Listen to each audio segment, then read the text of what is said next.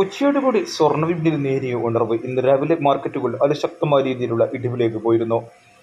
Today gold റേറ്റിലേക്ക് ഏവർക്കും ഒരിക്കൽ കൂടി സ്വാഗതം. കൃത്യമായും നേരത്തെയും സ്വർണ്ണവില അറിയാനും സ്വർണ്ണ വിപണിയിൽ വരുന്ന മാറ്റങ്ങളെക്കുറിച്ചുള്ള സൂചന അറിയാൻ ഈ ചാനൽ സബ്സ്ക്രൈബ് ചെയ്യൂ.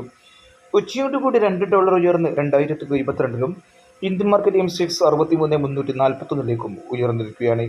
സ്വർണ്ണവില ഇന്നലെ ഒരു പവനി 320 രൂപ കൂടി 47,120 എന്ന സർവകാല റെക്കോർഡിൽ എത്തുകയായിരുന്നു.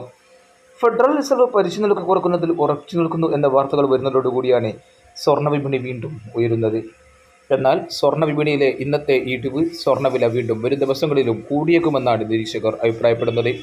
ഇതൊരു താൽക്കാലിക ഇടിവാണെന്നും വരും ദിവസങ്ങളിലും അടുത്ത വർഷം ആദ്യവാരവും സ്വർണ്ണവില കുതിക്കുമെന്ന് തന്നെയാണ് റിപ്പോർട്ട്.